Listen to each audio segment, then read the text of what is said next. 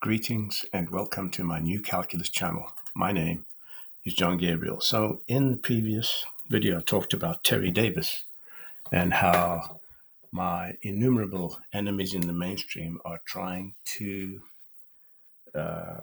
basically relegate my work to a corner or a dustbin of history. Okay.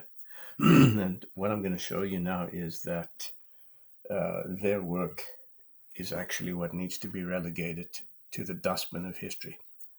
Now, I've talked about this before, but let me explain. So remember I said earlier on that when I initially stated this historic identity that you see in front of you here, I stated it as f prime of x plus q of x, but it can also be minus q of x. Now, which are the cases that it is minus 2 of x? Well, if you look at a concave curve down and take the tangent on this side, its slope is obviously going to be bigger than that of the secant line slope. By the way, I've said let ss of x be, I didn't mean to do that, be this function here, okay? ss of x. All right, so now if it's concave down, f of x is greater than the difference. Well, it's not greater than difference, it's greater than the secant line slope, which means that the difference has to be subtracted. Similarly, if the tangent line slope is on this side of the concave curve down, the secant line slope is less and will also have to be subtracted. So this side here covers these two cases, right? Okay. Then on the side here, we have concave up, and we see that the secant line slope, this one here, is greater than f prime of x, by the way. All right. The slope of f prime of x, so which is the tangent line, which means that we'd have to add the difference in slopes, okay, between these two lines, between this line and this line. Okay, we'd have to add the difference. Similarly, the secant line slope here is greater than this one, so we'd have to add the difference to the tangent line slope. We'd have to add this difference. All right? So that's why I've told you it can be both ways. And of course, if you look at the definite integral that's derived from here, you'll see that it can also be expressed in terms of f1 and f2. And you'll find all that information and much more in my world-class book called The Non-Fictional Origins and History of Calculus. So, Newton, Berkeley didn't know that. Let's go back to here. They didn't know that this secant line slope expression here contains the derivative and the difference. They knew that they could get somehow to the derivative, but they never ever saw the secant line slope expressed as this. Okay, so I was the first in human history to realize that the secant line slope is equal to the tangent line slope plus the difference.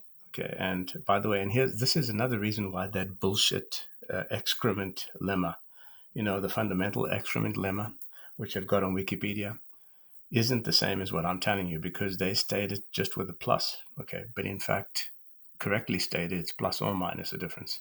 So that theorem is just a load of bullshit about some infinitesimal and non-existent concept. And again, there, my numerous enemies like Marcus Cliver, that vile piece of shit from Sweden, have tried desperately to discredit me and say that I got this idea from their bullshit. No, I didn't.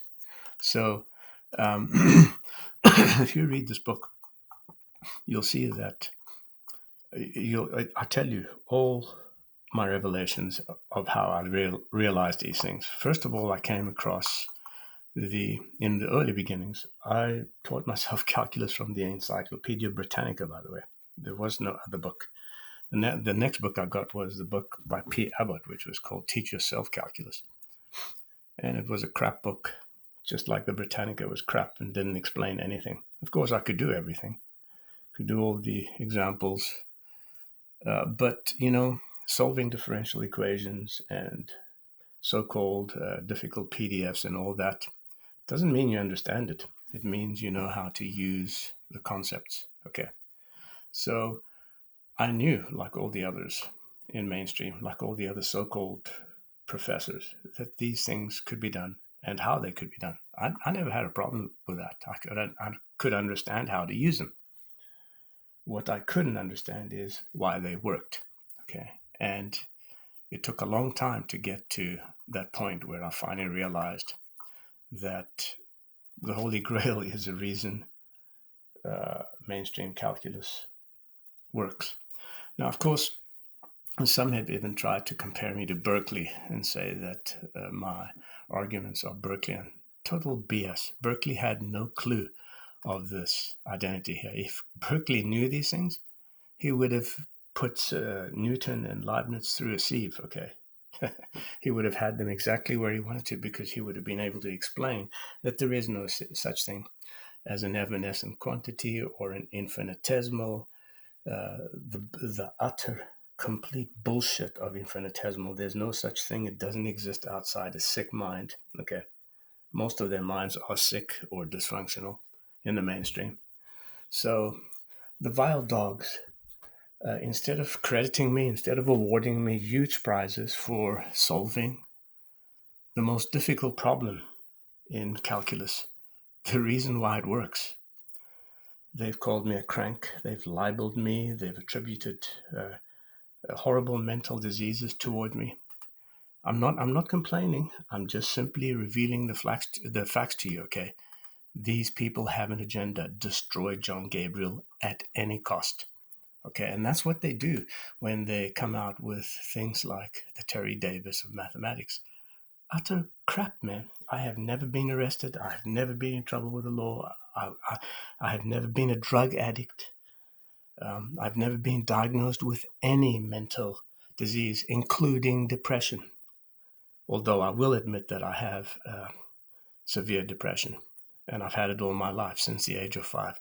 But I, on the other hand, will consider you who do not have depression to be sick, because it means you're not aware. You're not aware of your circumstances. It means you do not understand that you could go from being safe in one day to being utterly destitute in 3 months, or overnight even. Okay.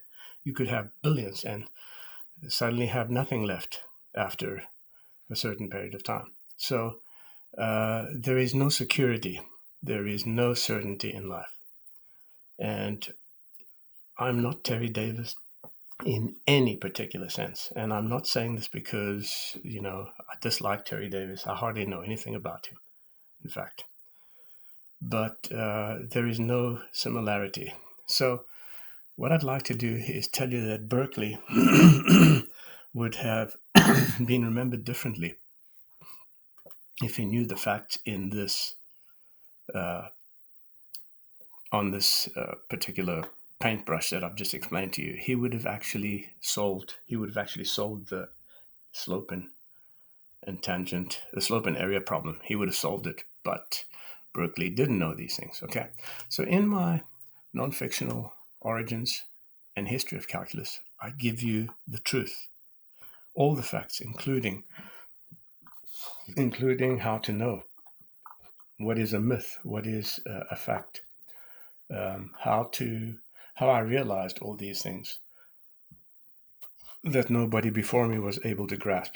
Well, one of the reasons is that I'm a genius. Another reason is that I saw truth above all else. It didn't matter to me where my research led.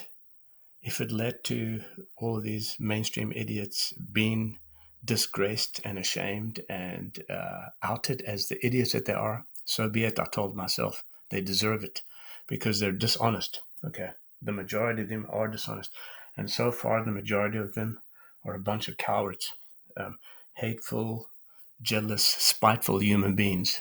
Uh, if you can call them humans, in many senses, they're more like bickering apes, and each of them trying to climb to the top of the shit pile at any cost, So please, if there's one book you read in your life and there's one book you study on calculus, and don't study any other book, it's this book here. It's The Origins and History of Calculus. This is probably it is the most important, the best book ever written on the history as well as the reasons why calculus works, and also gives you a solid foundation and a grounding like you've never had if you're an old academic, or it gives you an advantage if you're young and studying these things. In other words, you will succeed where many of these idiots fail because you'll have understanding. That is what I was striving for since a young age. And yes, some of the facts in here are repeated. And you know why they're repeated? Because I used an AI. There is no way I could write a book like this without the help of a chatbot. Okay, I don't have the patience. I hate writing. And I constantly, even though used the chatbot, I had to edit what it came up with extensively because it's pre-trained with the absolute rot of mainstream mathematics academia. So this was the effort that came out of it. There is some repetition, but just bear with it. I hate repetition personally, but I don't have the good eyesight to go through the book and re-edit it. But still, even in its current state, it is by far the best book on the history of calculus. Very well then. So just to summarize, am I Terry Davis of math?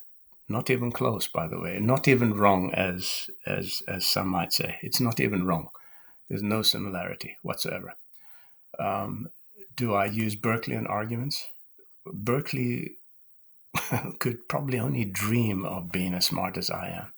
He wasn't. He didn't understand, and that is why he wrote his The Analyst. Okay, he didn't understand. This is a publication. So he pointed out all the absolute crap that Newton and Leibniz and all the others who were supporting them were peddling. They didn't know. They were gaslighting the majority of people at that time. All right. So Berkeley was a lover of the mind. And that's what that word philonous means. And he, being the kind of individual he was, he immediately could tell, even if he didn't understand the subject well, when something that was claimed to be true was true or bullshit. And I don't know how certain people do that. They don't actually have a background, but they can tell whether something is valid or not. That's quite a peculiar thing. I've never understood it, but I've known of people who've never done mathematics who told me they know I'm right. So I said, how can you know? You don't even understand. They said they just know. And I find that irrational. But in any case, I've also been told by many people who know mathematics that I'm right. So, not to ramble on and on, if you're not already a subscriber, become a subscriber to my YouTube channel. Tell your friends about this channel. Click like. Please remember to click like, because if you forget, the video does automatically get voted down by certain scoundrels who constantly do nothing but just vote my videos down. They're actually subscribed. I wish they would just fuck off, but they're there for the very reason of voting the video down. And also become a follower on academia.edu, which is here. So if you come to the site and you click on my profile, or just profile if you're a visitor, you'll see all my articles, videos, etc. So with that, I'm John Gabriel, and this is a new calculus channel. Until next time, goodbye.